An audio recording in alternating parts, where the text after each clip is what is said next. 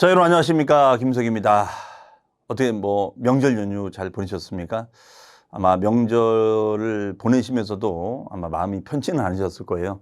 어쨌든 뭔가 이 숙제를 남겨놓고 있으니까. 어쨌든 저희가 이 숙제를 마칠 시점도 이게 이제 많게 남지는 않았지만 어쨌든 남은 기간 동안 여러분 그동안 정리하시라고 열심히 하셨으니까 여러분 자신을 믿고요. 남은 시간 활용 잘 해서 꼭 좋은 결과를 같이 한번 만들어 보시죠. 자, 오늘은 우리가 마지막 모의고사가 될 것 같습니다.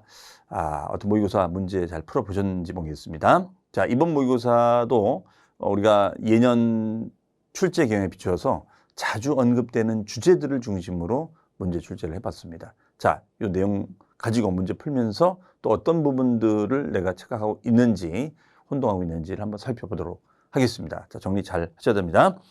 자, 25번 문제죠. 우리 세법은. 자, 25번 문제부터 보도록 하겠습니다.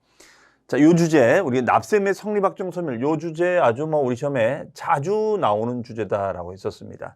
그동안 조세총론 전체 분야 중에서 조세 용어, 조세의 분류, 그 다음에 부동산 세법의 용어, 그 다음에 납셈의 성립확정 소멸, 그 다음에 조세채권과 피담보채권, 조세불허 이런 주제들 가지고 내는데 이쪽 파트를 가장 출제를 많이 했었습니다. 그래서 성립에서는 우리가 정리할 게 성립 시기, 그렇죠? 확정에서는 확정 방법, 신고냐 고지냐, 소멸에서는 소멸 사유 5가지를 이해하고 있는지 이 내용들 정리를 하고 들어가셔야겠습니다. 자, 틀린 거 찾는 것이죠. 그러면 보시면 이제 1번은 바로 납셈의 성립 시기를 묻고 있는 질문입니다. 자, 우리 재산세, 종합부동산세의 성립 시기 하면 딱 떠오르는 게 뭐예요? 재산세, 종합부동산세는 그렇죠. 바로 보유세니까 과세 기준일 몇 월 며칠? 6월 1일이 된다. 대신 우리가 이제 주민세 같은 경우에는 개인분 주민세 등의 경우에는 7월 1일이 됐었죠. 그렇죠? 7월 1일.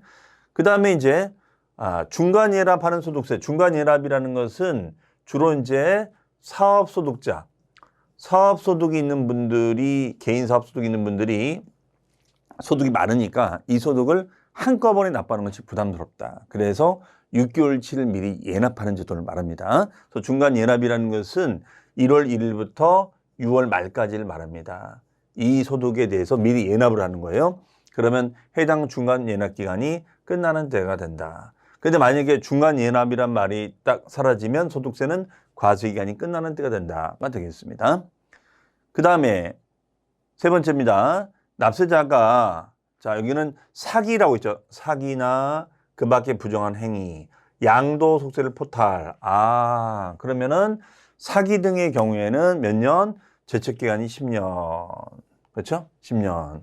무신고 몇 년? 7년. 요거 꼭 암기하셔야죠. 그 다음에 이제 요거는 이제 소멸시효를 말하는 거죠. 소멸시효. 자, 소멸시효라는 것은 조세채권이 확정돼 있는데 확정된 조세채권을 청구하는 거죠. 그러면 청구시효가 몇 년이다? 기본이 5년이다. 그러나 고액국세나 지방세는 10년까지 연장된다. 그 얘기죠, 지금. 그래서 이때 고액국세 기준은 5억 원 이상의 국세. 우리 지방세는 얼마일까요? 5억 원의 10분의 1인 5천만 원입니다. 5천. 자, 이렇게 암기하시면 되겠죠. 자, 얘는 10년이 됩니다. 근데 만약에 5억 원이 안 되거나 5천이 안 되면 5년이 된다는 거. 그 다음에 이런 소멸시효는 청구권을 행사하다가 시효가 멈춰질 수 있다라고 공부했어요. 그러면 멈춰질 수 있는 사유에는 우리가 정지 사유가 있고 중단 사유가 있는데 정지 사유라는 것은 우리가 이렇게 하자 그랬죠. 주로 기간을 유예시켜 주는 거. 분할 납부할게요. 징수 유예할게요. 체납 처분 유예할게요. 이거는 정지. 중단은 나름대로 악의적인 사유는 중단 사유로 간다. 이렇게 썼습니다. 그렇죠? 그래서 정지는 우리가 주로 분납, 체납 처분 유예, 징수 유예 이런 말이 나와야 되는데 중단은 고지한다, 독촉장 날린다, 최고장 날린다, 교부 청구한다, 압류한다, 체납 처분. 자, 이런 것들은 우리가 얘는 정지 사유에 들어가요. 얘는 정지 사유에 들어가지만 얘네들은 어디 들어간다? 중단 사유에 들어가죠. 중단 사유. 그렇죠? 중단 사유. 네. 그래서 5번이 X가 되겠습니다. 답이 되겠습니다. 자, 그 다음에가 2번 문제. 2번, 26번 문제. 26번 문제는 조세불복. 이 조세불복이 어쨌든 심심치 않게 계속 출제를 하고 있어요. 과거에는 사실 조세불복 문제는 거의 안 냈거든요. 근데 이제 그만큼 이제 벌써 우리 시험이 35회. 그러니까 이제 낼 걸 다 낸 거예요, 이제. 그러니까 다른 과목도 마찬가지입니다. 그러니까 낼 게 없는 거야. 그러니까 출제위원들이 진짜 뭐 고속택 있는 것도 내고 막 이렇게 하는 겁니다. 자, 우리 시험도 이제 그럴 예상하는데 어쨌든 조세불복 우리 연습 많이 해봤죠? 자, 불복제도에 대한 설명으로 틀린 것은 이렇게 있습니다. 그러면 우리가 조세불복 하면은 우리가 떠올릴 게, 자, 우리 필기방으로 가볼까요? 자, 뭐가 있다고요? 이의신청. 이 흐름을 놓치시면 안 됩니다. 이의신청. 그 다음에가 심사청구. 심사청구. 근데 여기는 이제 일반 심사청구가 있고 감사원을 통해서 심사청구할 수 있죠. 그 다음에 이제 심판청구가 있습니다. 이렇게 되는 거죠. 이렇게. 그래서 이의신청, 심사청구 또는 심판청구. 안 되면 이제 행정소송을 하는 거죠. 네, 이건 이제 별외로 가는 거고. 그래서 이의신청을 거치면 1심, 2심. 안 거치면은 이거는 임의 절차니까 안 거칠 수도 있죠. 그랬을 때는 여기서 이제 1심이 되는 거죠. 그래서 우리가 원칙은 1심제로 가고, 맞죠? 그 다음에 이의신청을 거치면 예외적으로는 2심제로 간다. 이렇게 했었어요. 그래서 청구한 다음에 청구에 대해서 결정을 하자. 그렇죠? 그 모든 청구 기한은 90일 이내로 한다. 대신 결정 기한은 좀 달랐었고요. 그래서 결정 유형은 우리가 어떻게 배웠냐면 각하한다, 기각한다, 인용한다. 그렇죠? 그래서 각하는 심사하지 아니한다. 얘는 채택하지 아니한다. 채택한다. 자, 이게 기본 포맷이었었죠. 이걸 놓치시면 안 되고. 다만 지방세의 경우에는 일반 심사 청구가 없죠. 감사원에 따른 심사 청구만 있다는 거. 그게 좀 다르다는 거. 자, 일단 요 흐름을 생각을 항상 하시고 문제를 푸셔야 된다는 거. 아시겠죠? 네. 자, 그러면 이제 문제로 가봅니다. 보시면은 이제 1번 이의 신청을 거치지 아니할 수 있느냐. 그럼요. 오케이. 임의 절차니까. 그리고 심판 청구를 합니다. 그럼 모든 청구는 이의 신청이든 심사든 심판이든 모든 청구는 며칠? 90일 이내에 우리가 심판 청구를 해주면 됩니다. 이해하시겠죠? 자, 외울 것도 없어요. 모든 청구는 90일이다. 국세나 지방세보다. 그 다음에 2번은 뭐라고 우리가 해석했었냐면 통고 처분을 받거나 과태료 부과 처분을 받은 거야. 다시 말하면 얘는 이미 나름대로의 행정처분을 받았어요. 이미 행정처분을 받았어요. 이미 행정처분을 받은 거야. 이미 행정처분을 받았는데 또 이의신청해요? 또 심판 청구해요? 이건 안 된다. 이중으로 안 된다. 그래서 이중 청구는 아니다. 그러니까 여기는 포함된다, 안 된다, 안 된다가 되겠죠. 자, 요거 시험에 나왔던 질문이니까 잘 이해해 주세요.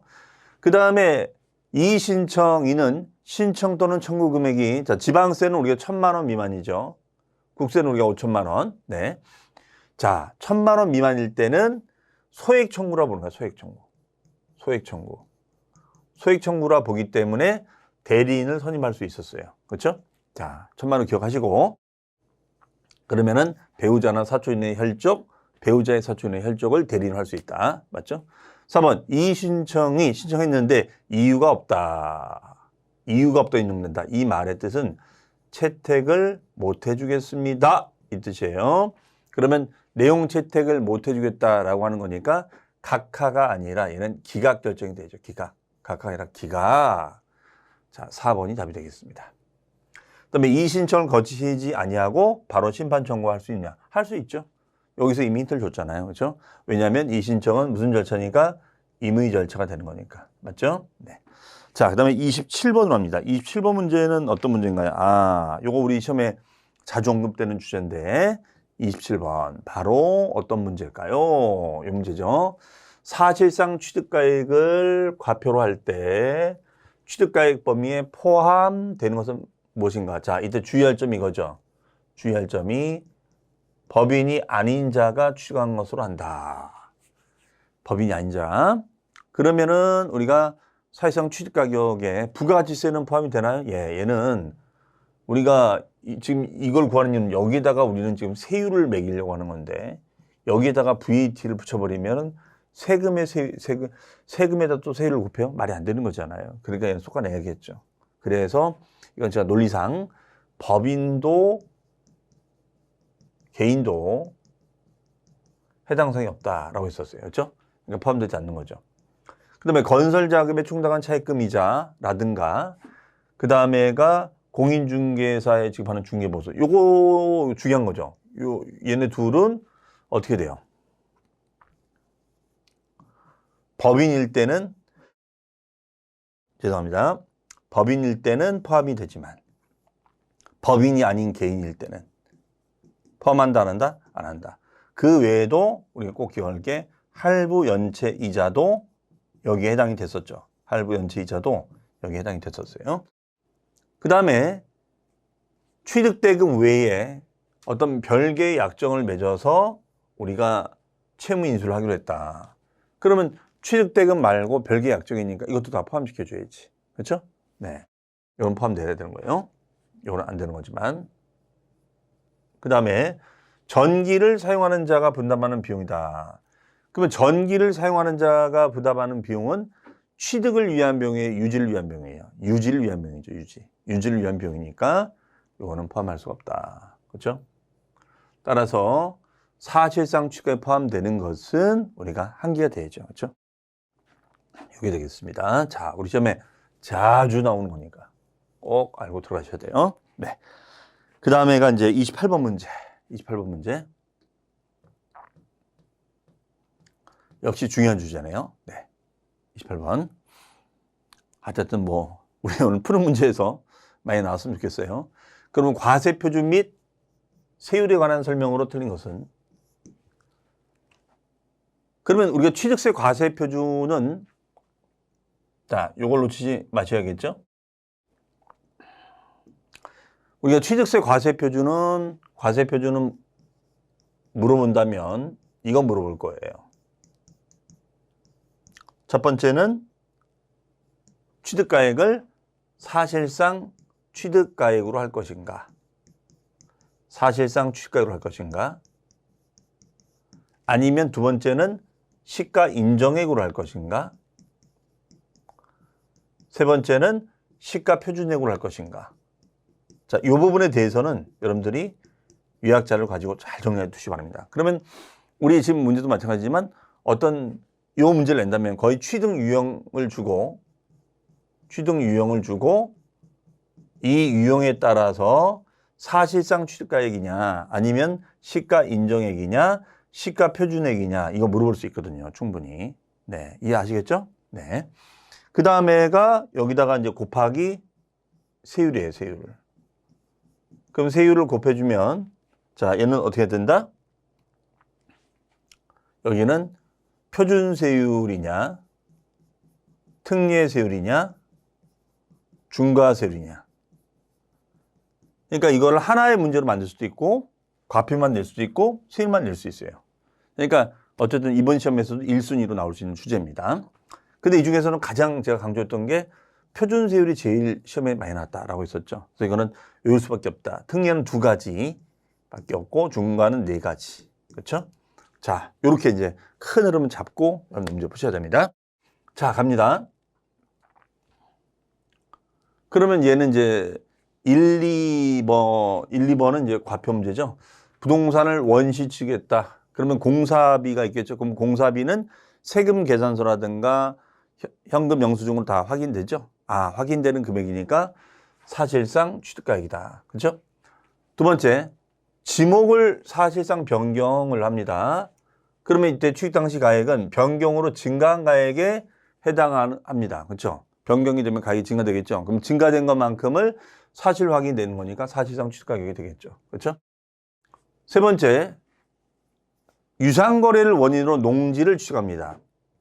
그리고 농지가 아닌 토지를 취득해요. 그러면 얘가 더 세율이 높죠? 얘가 세율이 더 높았어.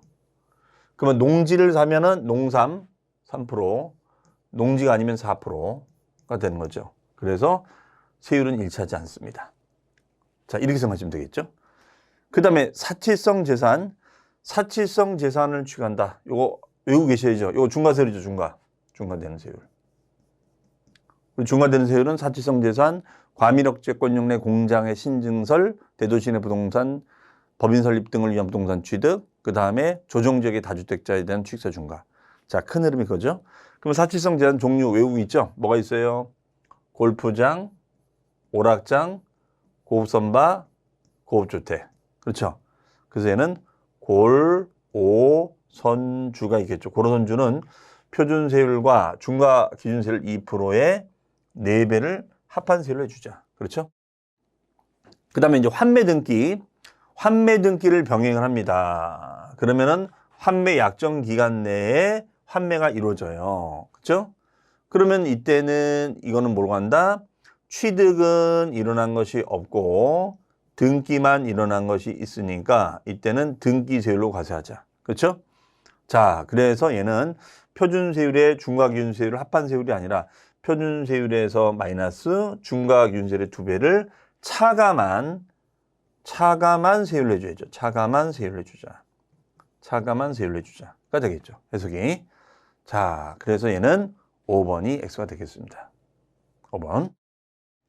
그 다음에 만약에 환매 같은 경우에 보면은 만약에 뭐 앞에 무슨 법률에 따른 환매, 법률상 환매가 됐다. 이런 문장 나오면은 뭐가 되는 거예요? 예, 얘는 비과세가 되는 거예요, 비과세. 네, 얘는 비과세가 되는 것이죠. 그렇죠? 자, 그래서 28번은 됐고요. 그 다음에가 이제 29번 문제. 29번 문제는 취득세 비과세와 부가징수 문제네요. 자, 요즘은 이제 문제가 이런 식의 패턴 문제도 유행하고 있는데, 그러니까 이제 주제를 섞는 거죠. 이제 비과세도 하나만 물어보는 것이 아니라 비과세도 물어보고 부가징수 같이 물어보는 거죠. 자, 이런 거 아니면 재산세 납세무자하고 대상 같이 물어보든가. 자, 이런 식의 패턴 문제도 나오고 있습니다. 자, 설명으로 틀린 것은 그러면 자, 1번 지문 우리가 많이 본 거죠. 1번 지문. 1번. 임시행장. 벌써 임시란 말 나왔어. 임시. 그러면 임시가 되면은 기준이 몇 년 미만이에요? 그렇죠. 1년 미만이죠. 1년 미만. 임시는 1년 미만이다. 아, 그러면은 임시니까 얘는 온전한 건축물이 아니야. 그런 취득이니까 취득세를 부과하지 말아야지. 다만 1년을 초과했다면 이거는 임시가 아니잖아요. 임시가 아니라 건물로 보는 거니까 취득세를 부과해야죠. 네. 그 다음에 이제 2번 조항은 우리가 너무너무 중요하게 다루는 그런 조항이었었죠. 바로 2번 조항은 뭐예요? 중가산세 조항이었었죠. 중가산세. 얘는 중가산세. 그렇죠? 그러면 이건 취득세만 있는 규정이기 때문에 꼭 알아두십사라고 제가 강조 많이 했었습니다. 자, 그러면 얘는 사실상 취득을 하고 나서 신고하지 않냐고 팔다 걸리면 산출된 세금 곱하기 80%를 가산하자. 그리고 가산해서 보통징수하면 되겠죠. 그렇죠? 다만 애당초 등기 등록이 필요하지 않은 물건 등은 우리가 중과산세 적용을 하지 아니한다. 예. 애당초 등기 등록이 필요하지 않는 건. 그러니까 이거는 미등기 전매를 차단하는 조항이었어요. 근데 이거는 애당초 등기 등록이 필요하지 않으면 미등기 전매가 일어날 리가 없으니까 붙일 필요가 없다라는 얘기 되겠죠. 그 외에도 이제 우리가 뭐 지목 변경 등의 간주 취득, 은 소유권 변동이 없잖아요. 얘는 소유권 변동이 없는 거니까 어떻게 돼요? 변동이 없는 거니까 이것도 붙일 필요 없는 거죠. 그 다음에 취득세가 경감은 감면이에요. 경감은 감면이 됐는데 감면된 것이 추징 대상이 된 거예요. 그렇죠? 그러면 얘는 사유 발생일 플러스 60일까지 신고하고 납부하자. 이걸 우리가 뭐라고 배웠냐면 바로 과세 유형의 변경 신고. 과세 유형의 변경 신고다. 변경 신고가 되겠죠. 해석이. 그래서 이미 납부한 세금이 있다면 이 세금을 공제하고 신고하자. 다만 가산세는 포함한다, 제외한다 되죠. 그 다음에 4번. 지방자치단체장은 취득세 납세의무가 있는 법인이 장부 작성을 해야 되는데 이거를 제대로 장부 작성 보존 안 한 거야. 그럼 어떻게 돼? 얘는 산출된 세액 또는 부족세액 곱하기 100분의 20회나 10에 상당하는 금액을 징수해 줘야죠. 그 다음에 자 4번 X가 되겠습니다. 그 다음에 이제 징여자의 채무를 인수하는 부담부 중요. 자 자, 부담부 증여로 인한 취득이 됩니다. 그럼 요거 올해 개정됐죠? 개정이 돼서 일반 증여뿐만 아니라 부담부 증여도 어떻게 한다? 신고 납부는 60일이 아니라 취득일에 속하는 달의 말일, 요 말 꼭 들어야 됩니다. 말일로부터 몇 개월? 3개월까지 신고 납부하자. 자, 여기 되겠죠? 상속일 때는 어떻게 되는 거예요? 상속일 때는 상속 개시일이 속하는 달의 말로부터 국내에 주소를 두고 있을 때는 6개월, 외국에 주소를 두고 있을 때는 9개월까지 된다. 까지 기억하셔야겠습니다. 자, 그 다음에 이제 30번 갑니다. 30번은 이제 등록면허세. 네, 종합문제죠. 아마 이번 시험에서도 등록면허세는 종합문제 스타일로 나올 가능성이 높지 않을까. 과거에는 이제 2문제까지 이렇게 별개문제로 나왔는데 거의 한 문제 형태로 나옵니다. 그러면 주로 등록면허세는 우리가 납세모자, 과표세율, 부가징수 딱 이틀 안에서 움직이기 때문에 딱딱 포인트만 여러분들이 잡아 놓으시면 돼요. 그래서 우리 요약자료에 나와 있는 그 정도 내용만 알고 들어가시면 좋을 것 같습니다. 자, 그러면 역시 틀린 것은 자, 요 1번 지문 우리가 중요하죠. 요 문제 풀 때 납세모자, 요 납세모자 문제 여기 사례 들어서 많이 물어봅니다. 근데 납세모자 문제를 푸실 때는 앞에 반드시 무슨 설정 등기인지 말소 등기인지를 잘 보자. 맞죠? 설정인지 말소인지 잘 보자 이거죠. 그러면은 근저당 설정일 땐 저당권자, 말소일 때는 설정자. 그렇죠? 말소 등기가 됐을 때는 설정자 돼야죠. 그렇죠? 그다음에 등록 당시 자산을 재평가해서 가치를 올리거나 감가상에서 가치를 떨어지게 되면은 가액이 달라지겠죠. 그러면 변경된 가액을 과표로 가는 거죠. 만약에 변경 전 그러면은 틀리는 거죠. 맞죠? 그다음에 지역권 설정입니다. 지역권 설정일 때는 승역지로 한다, 요역지로 한다. 그렇죠. 얘는 승역지가 아니라 요역지 가액에 대해서 1000분의 2, 0.2%가 된다가 되겠죠. 해석이 승역지가 아니라 요역지 가액이 된다. 그러면은 요거는 2번, 3번이 X가 되겠습니다. 그 다음에 이제 얘는 중과세율이에요. 중과세율인데 중과세율이 우리가 취득세는 4가지가 있었잖아요. 사치성 재산의 취득, 과밀억제권역의 공장의 신증설, 대도시 부동산 취득, 그 다음에 조정지역이나 비조정지역의 다주택자의 취득 이런 게 있었는데 얘는 딱 한 가지밖에 없어요. 즉 대도시에다가 법인을 설립하거나 지정 분사무소를 설치함에 따른 등기는 인구 과밀을 초래한다. 그러니까 표준세율 곱하기 3배를 중과하자가 되겠죠. 다만 설립 후 휴면법인을 인수한 후 5년 이내 자본 또는 출자액을 투자해서 증가시킨 것을 포함하고 있습니다. 그 다음에 자 요거 중요하죠. 5번 중요하죠. 5번은 바로 신고의제 조항이 되겠습니다. 신고의제 조항이 되겠어요. 신고 의무를 다하지 아니한 경우에도 등록면허 산출세액을 등록하기 전까지 납부하였어요. 납부상의 실익이 달성됐어. 그러면 얘는 신고된 것으로 보자. 신고하고 납부한 것으로 보자. 그렇죠? 다만 이 경우 무신고라든가 과소신고한세를 부과한다, 부과하지 아니한다, 부과하지 아니한다. 이런 조항을 신고의제라고 했었죠. 그렇죠? 그래서 이건 3번이 X가 되겠습니다. 그 다음에 이제 31번으로 갑니다. 31번. 재산세 납세무자. 자, 납세무자. 재산세 납세에 관한 설명으로 옳은 것은 우리 납세무자 문제는 뭐 재산세 납세무자, 취득세 납세무자 요 내용이 정리할 게 제일 많고 나머지는 뭐 그렇게 뭐 양도소득세 납세무자는 뭐 개인인데 거기는 거주자 개인과 비거주자 개인 요거밖에 할 얘기 없거든요. 그래서 납세무자를 단독 문제로 낸다면 올해도 재산세 납세무자 아니면 취득세 납세무자를 낼 가능성이 높습니다. 그래서 거의 이런 패턴, 이렇게 유형을 주고 만년틀이야. 거의 그런 식 질문이에요. 그래서 얘는 암기할 건 없고 키워드를 잘 이해만 해두시고 들어가시면 됩니다. 네, 거기다 함정을 파는 거니까요. 그럼 내용을 31번 보시면은 요거 우리 많이 봤어요. 1번. 자, 얘는 키워드가 기준일 현재 소유권 귀속이 분명하지 아니하여. 그러면은 이거 딱 하면 떠올라야 되는 게 뭐냐면 낙가무라 임야가 있었고 낙가무라상. 그럼 낙가무라상이 까무러쳤는지 알 게 뭐냐. 그렇죠? 그러면 이 경우에는 공부상의 소유자도 모르고 사실상의 소유자도 모르겠다. 그런데 이 땅을 점유하면서 쓰고 있는 사람이 있어. 그러니까 그 사람을 사용자라고 하자. 그러면은 확인할 수가 없었을 때는 공무상의 소유자가 아니라 사용자가 된다. 이 얘기가 되겠죠. 사용자가 납부할 의무가 있다가 되겠죠. 사용자. 네, 여기 됩니다. 사용자. 그러면 이제 1번은 X가 된 거죠. 1번 X. 그 다음에 주택은 건물과 부속 토지 소유자가 달라요. 그렇죠? 다릅니다. 건물과 부속 토지 소유자가 달라. 그럴지라도 얘는 산출세액을 계산해서 네. 그 다음에 이거를 가격을 모르니까 시가 표준액별로 그렇죠. 안분 계산해 줘야죠. 그래서 소유자를 납세임자로 보면 됩니다. 네. 요거는 5가 되겠죠.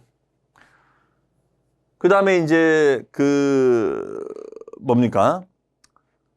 그러면 답은 이제 2번이 될 거고요. 그 다음에 국가, 그 다음에 연부 매수, 앤드 사용권의 유상이 아니죠. 무상이죠. 무상으로 받으면, 무상으로 받았다는 것은 임대를 내지 않고 무상 수익을 누리는 거죠.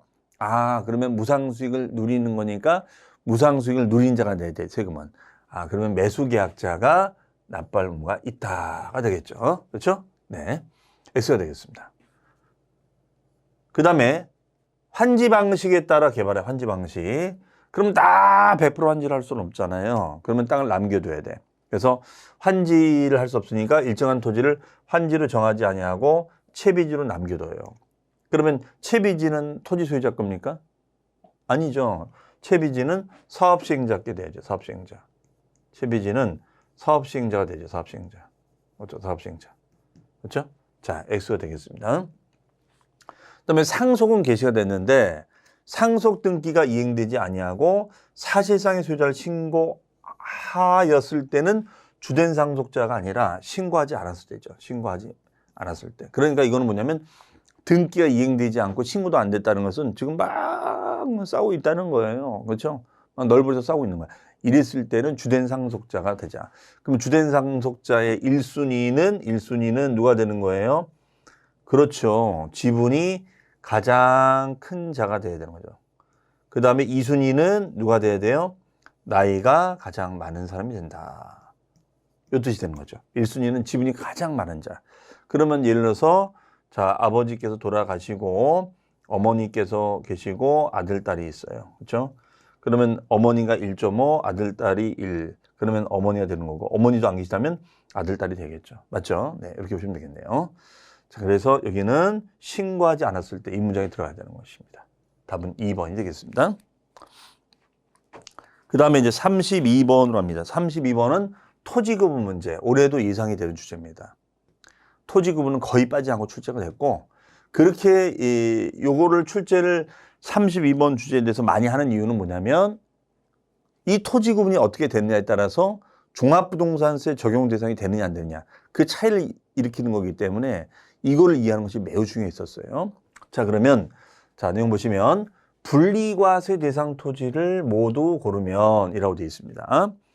그러면 분리과세라는 것은 규제가 되는 땅이었어요? 안 되는 땅이었어요? 그렇죠. 규제가 되지 않는 땅이었다. 그러면 규제가 되지 않는 땅이라는 것은 우리가 저율로 과세가 되고 저율 과세가 되는 것이고 그 다음에 1차적으로는 재산세를 납부하는 거지만 2차적으로는 종합부동산세를 적용받는 거 안 받는 거? 안 받는 거죠. 부과되지 않는 거죠. 네. 자, 그럼 갑니다. 기억. 지상정착물이 없는 나대지. 그러면 나대지로 그냥 놀키고 있는 땅이잖아요. 그럼 사업용 부지가 아니라는 거죠. 비사업용 토지가 되겠죠. 비사토. 그러면 비사토일 때는 우리가 뭐예요? 종합합산. 종합합산. 이렇게 외우자 그랬죠. 그래서 암기하실 때는 종동그라미, 비동그라미. 그러면 좀비. 네. 그다음에 건축물의 시가표준액이 해당 부속 토지의 100분의 2에 미달하는 건축물의 부속 토지 중 바닥 면적의 토지. 얘는 뭐냐면 땅값은 10억이야. 땅값은 10억인데 건물 가격이 1,000만 원밖에 안 돼요.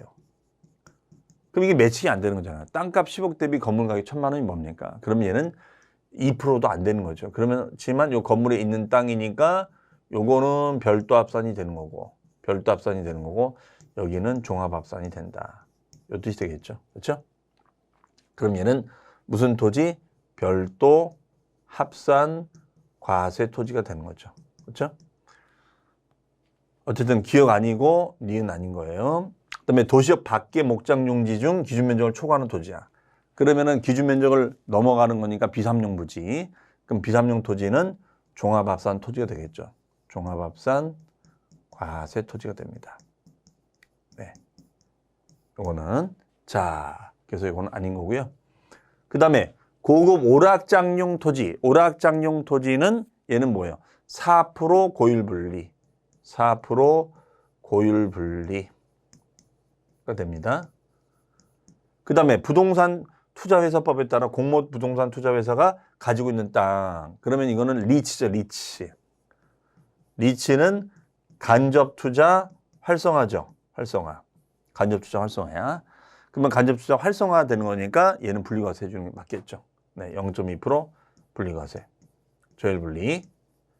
자, 그래서 리을과 미음이 돼야죠. 그러면 리을과 미음이 되는 것은 3번이 있겠네요. 그렇죠? 자, 이런 식의 패턴 문제가 거의 주를 이룹니다. 그러니까 올해도 또 예상이 되기 때문에 분리냐 합산이냐 이거 무조건 외우는 것이 아니라 제가 몇 번 설명드렸어요. 이거는 논리로 푸셔야 된다. 그래서 핵심 요약 강의할 때도 왜 이걸 분리과세해야 되는 건지, 그래서 뭐 농지, 특히 목장용지, 공장용지 분리과세 요건을 꼭 정리하시고 그 요건에 위배가 되면은 종합합산 과세가 된다. 그래서 종합합산 과세는 태생적으로 종합합산도 있지만 분리과세 요건을 위배한 경우에 종합합산으로 가는 경우가 있다. 이렇게 말씀을 드렸습니다. 네.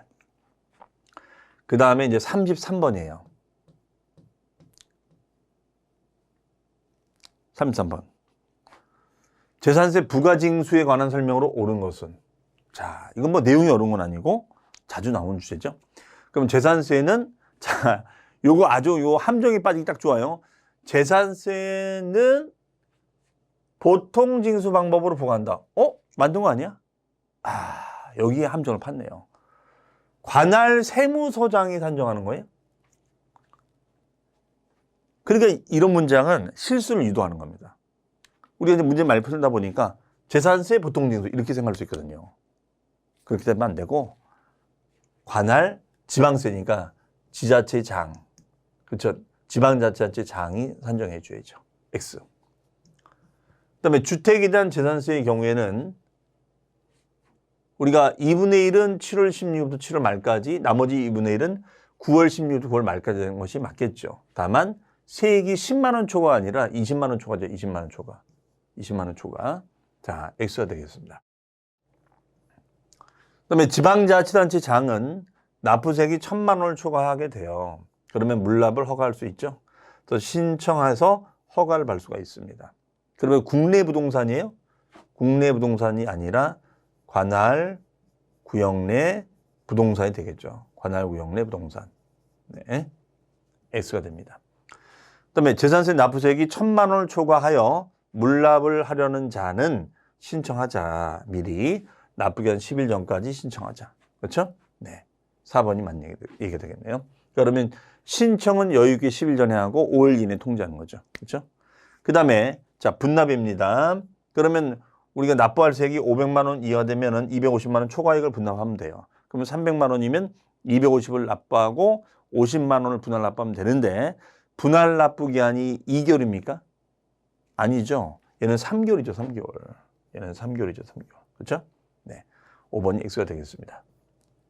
자, 그러면 답은 4번이 되겠습니다. 그 다음에가 34번 갑니다.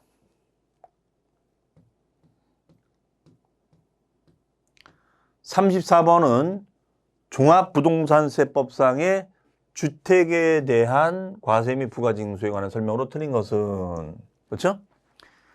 그러면 이거는 1번입니다. 1번. 납세무자가 법인이에요. 3주택 이상을 수여하고 있어요. 그러면은 얘는 우리가 최고 세율이 붙어야죠.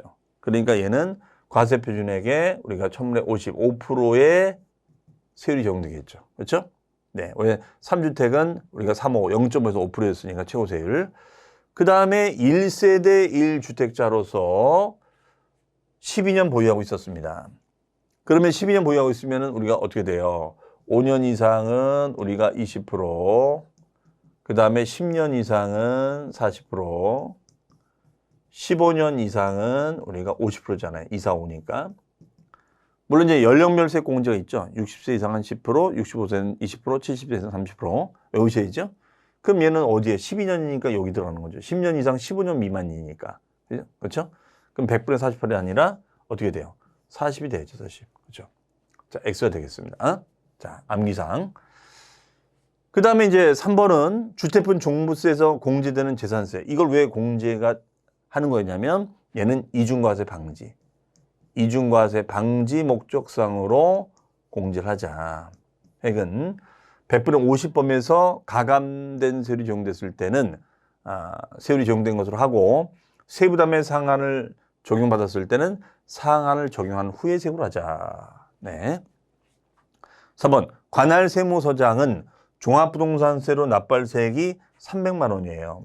그러면은 어떻게 돼요? 250만 원 내주고 다시 50만 원을 최대 50만 원을 우리가 분할 납부하게 할 수가 있죠. 그러면 몇 개월? 6개월 이내. 재산세가 3개월이니까 2배면 6개월이 되는 거잖아요. 그다음에 관할 세무서장은 납부가 유예가 됩니다. 그러면 납부가 유예된 납세문자는 뭐냐면 주로 1세대 1주택자, 즉 실수요자니까 납부를 좀 미뤄주는 거야. 왜? 경제활동 소득이 없으니까. 그런데 이거를 갑자기 주택을 타인에게 양도하거나 증여해버리면은 종부세라는 것은 오래 가지고 계세요라고 해서 어떤 이 납부유예를 해주는 건데 이거 현금화 시킨다고 양도하거나 주택수를 줄이기 위해서 증여해버리면 그 취지가 무색해지는 거잖아요. 그러니까 이때는 허가를 취소할 수가 있겠죠. 그렇죠? 자, 2번이 되겠습니다. 그 다음에 35번으로 합니다. 35번. 35번은 이제 부동산 사업소득이죠. 부동산 사업소득에 관한 설명으로 틀린 것은 자, 1번 갑니다. 1번. 그러면 지역권 지상권을 설정하나 대합니다. 그러면 얘는 사업소득이 되는 게 맞죠. 하지만 공익사업이래, 공익. 그럼 공익을 위한 거는 어때요? 공익을 위한 거는 흔한 일은 아니죠. 여기서 번 돈을 공익을 위해서 쓰겠다는 거야. 그러면은 흔한 일은 아니니까 기타 소득. 기타라는 것은 일시적이고 우발적으로 얻는 소득을 말한다. 이 뜻이란 말이에요. 자, 요거 우리 시험에 여러 번 나왔었어요. 잘 기억해 두셔야 됩니다. 그 다음에 두 번째 보시면 과세견 종료일 현재 주택가 부속 토지의 기준시가가 12억을 초과한다. 그러면은 얘는 고가주택이라는 건데 그러면 1고가주택의 임대는 뭐한다? 과세한다가 되죠. 그 다음에 집이 세 채. 집이 한 채, 두 채, 세 채가 있고 상가가 하나, 둘, 세 개가 있다. 이렇게 돼서 보증금을 받아요. 그러면은 간주임대로 산정을 해야 되느냐. 자, 우리 주택의 상가는 뭐 두 채가 되든 세 채가 되든 다 간주임대로 산정을 하는데 우리 주택은 어때요? 주택은 3주택 이상이 되고 3주택 이상이 되고 and 보증금의 합계액이 3억을 넘어가면은 얘는 간주임대로 신고 대상이 된다. 3.3 조건이 되는 거죠. 그렇죠? 자, 따라서 우리가 얘 같은 경우에는 요 문장이 빠진 거죠. 보증금의 합계가 3억을 넘어야 된다. 보증금의 합계가 3억을 넘어야 된다. 이 말이 들어가야 되는 거죠. 그렇죠? 자, 3번 X가 되겠습니다. 그 다음에 주택 신축, 집을 지어서 분양하는 사업은 건설업이다. 그런데 만약에 상가를 신축해서 판매를 해요. 그럼 상가를 지어서 판매하면 이건 뭐예요? 매매업에 들어가는 거죠. 매매업. 그렇죠? 매매업. 그러면 똑같은 신축 판매인데 주택 신축 판매는 건설업이고 상가 신축 판매는 매매업이야. 그럼 어떤 게 더 유리하다? 건설업이 더 유리하다라고 했었어요. 그럼 주택은 필요제고 상가는 선택제니까요. 결손금. 결손금이라는 것은 말 그대로 수입보다도 경비가 더 많이 발생하는 거죠. 그러면 경비가 더 많이 발생되면 마이너스가 생기잖아요. 그 마이너스 금액을 결손금이라 한다. 그러면 이거를 공제를 받을 수 있느냐. 상가는 안 됐었는데 주거용은 된다 그랬어요. 주거용 건물 임대업은 공제가 가능하다. 그렇죠? 답은 3번이 되겠습니다. 자, 그 다음에 36번으로 갑니다. 36번.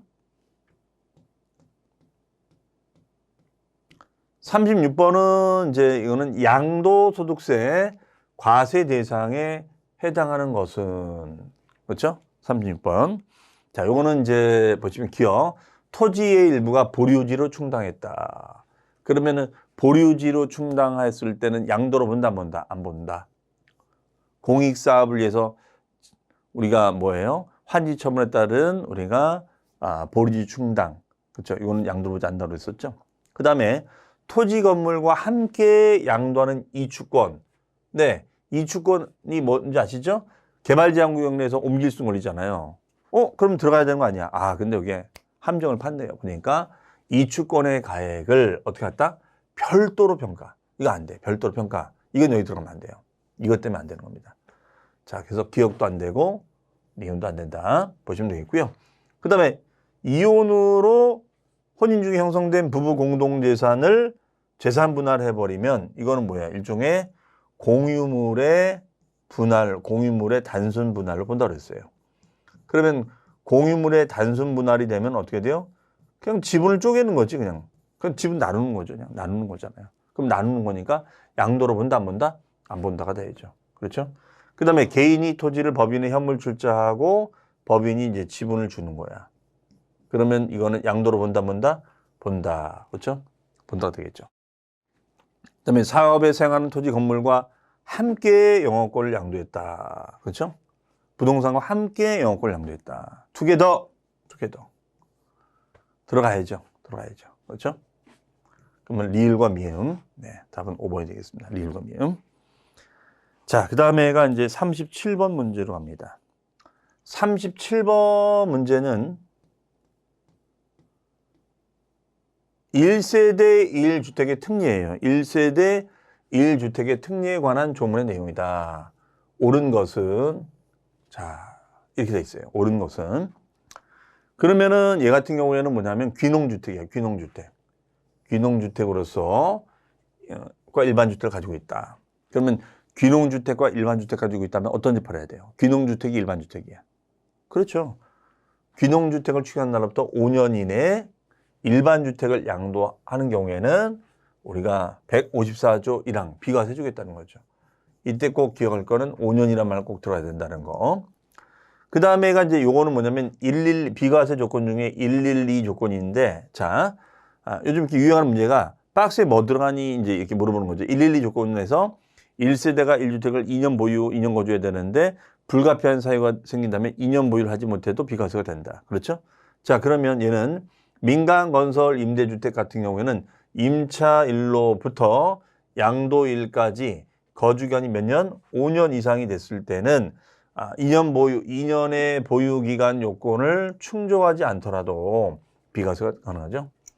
그 다음에가 이제 뭐냐면 동거봉양이죠. 동거봉양하기 위하여 세대를 합가했을 때는 그래서 집이 두 채가 된 거예요. 이랬을 때는 합친 날 플러스 몇 년? 10년 이내에 우리가 1세대 1주택으로 모아 비과세 주자. 그렇죠? 네. 이렇게 보시면 되겠습니다. 그러면 얘는 10이 되겠죠. 10. 3번이 되겠네요. 그렇죠? 자, 이렇게 키워드를 찾아서 빈칸 채우기. 이런 문제도 최근에 출제됐었습니다.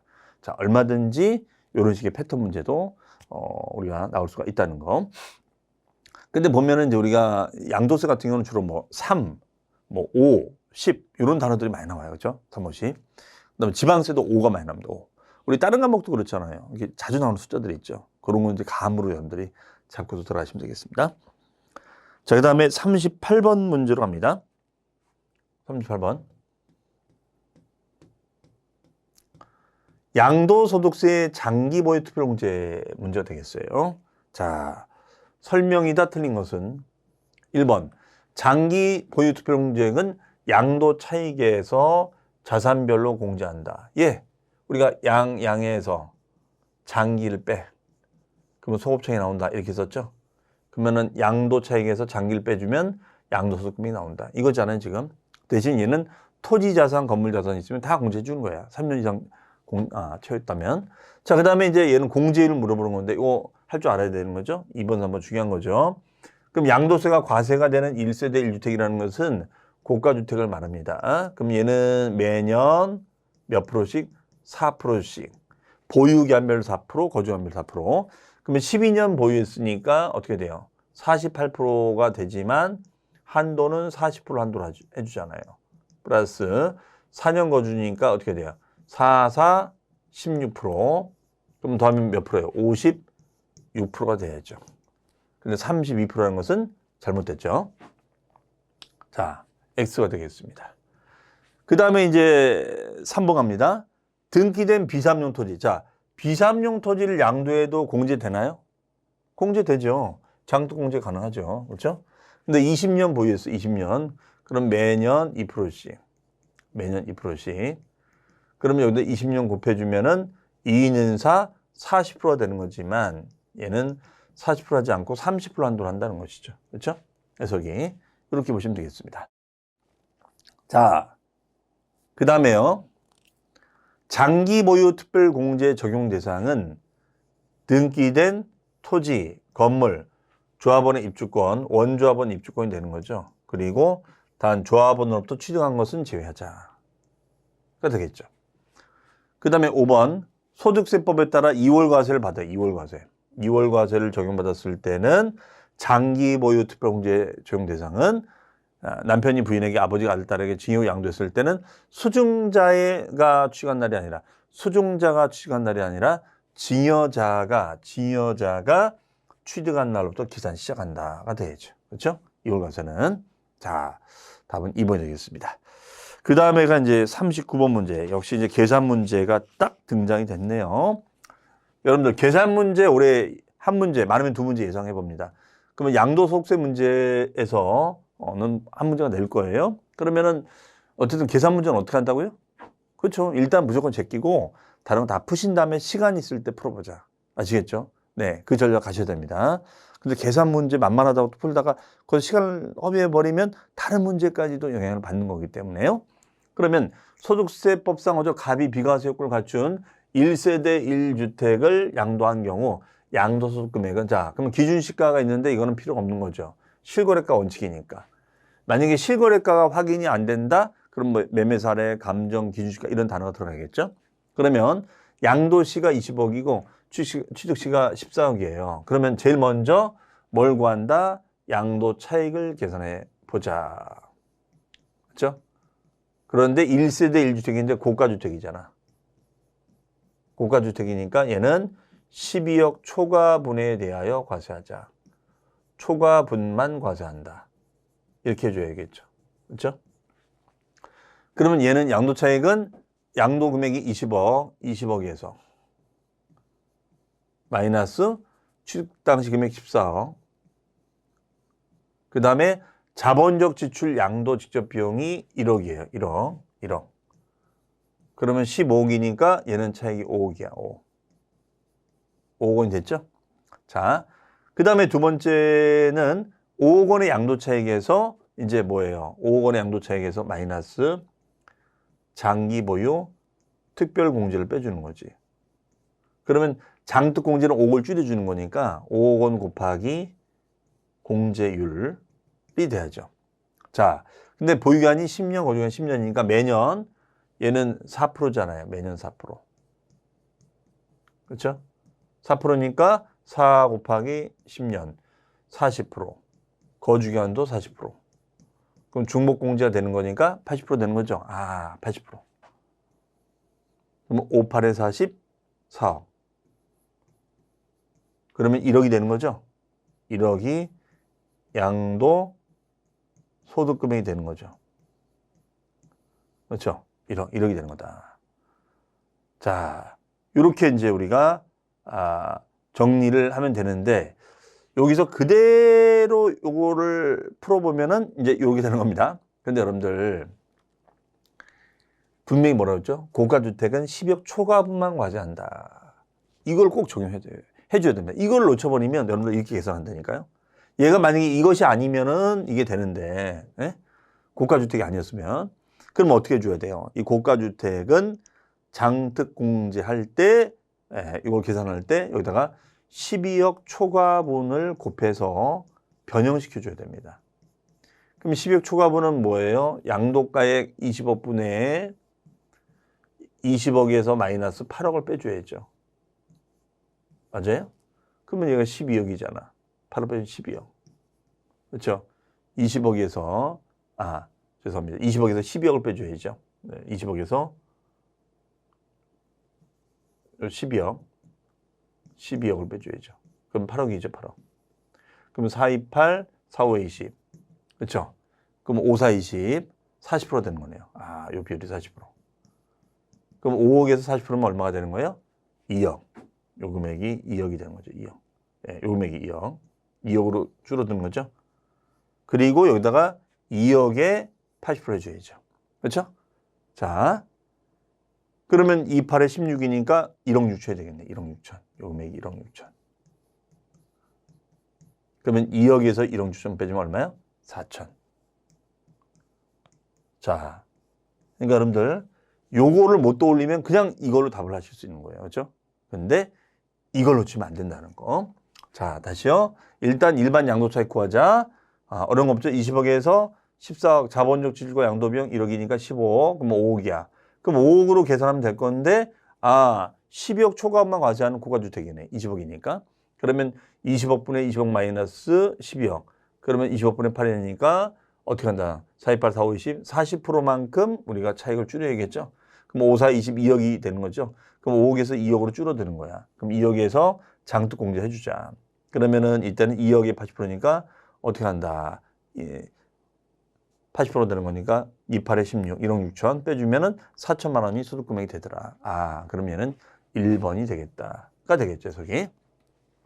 자, 그 다음에 40번, 마지막 40번입니다. 자, 40번 문제는 어떤 문제일까요? 자, 40번 문제. 이거는 양도소득세에 대한 종합 문제가 되겠네요. 설명으로 틀린 것은. 자, 1번 지문 우리 꼭 알아야 되는 거죠. 국에 있는 토지를 양도했을 때, 국외 자산을 양도했을 때는 꼭 기억할 게 어떻게 된다? 거주가 양도일까지 계속하여 국내에 몇 년 이상, 5년 이상 주소나 거소를 둔 경우에는 납세 의무가 있다. 이 문제 꼭 기억하셔야죠. 그 다음에 2번, 거주가 특수관계인과의 거래, 토지를 시가에 미달하게 양도했다. 저가 양도한 거죠, 저가 양도. 그럼 저가로 양도하면은 양도 금액이 주니까 세금 주겠죠? 이랬을 때는 부당히 감소시킨 것으로 인정될 때는 시가에 따른다. 대신 시가와 거래가의 차익이 3억을 넘거나 시가의 5% 이상, 5% 이상. 그렇죠? 그러면 3억 넘었으니까 부당거래가 일어나는 거 맞죠? 만약에 이거를 만족하지 않았을 때는 꼭 기억할 게 시가의 5%를 따져봐야 돼요. 그 다음에 양도일로부터 소급하여 거슬러 올라가 10년 이내. 우리 처음에는 소급이란 말도 몰랐는데 이제는 뭐 익숙하시죠? 이랬을 때 우리가 양도 차익을 계산할 때 그 증여받은 토지에 대해 납부한 증여세는 양도가액에서 공제할 필요경비에 산입하느냐. 이거 뭘 말하는 거죠? 바로 2월 과세를 말하는 거죠. 2월 과세. 2월 과세 적용 시에는 어떻게 한다? 배우자나 직기존비 속에게 증여 양도했을 때는 10년 이내에 2월 과세 적용 시에는 납부한 증여세는 필요경비 인정이 된다가 되겠죠. 그렇죠? 그 다음에 부동산을 취득할 수 있는 권리, 분양권이 됩니다. 분양권이 됐을 때는 분양권에 대해서는 어떻게 한다? 납입한 금액에 플러스 프리미엄을 합한 금액으로 하자. P를 붙인 걸 말하는 거죠. 네. 그다음에 분양권을 양도합니다. 근데 분양권을 양도했는데 얘가 2년 6개월이야. 자, 그럼 여러분들 분양권은 어떻게 돼요? 1년 이상만 됐다면 몇 프로 된다? 60% 된다.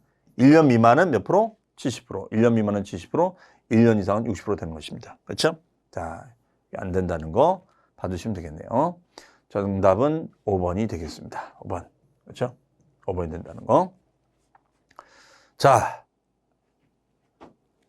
이렇게 해서 40번까지 풀어봤습니다.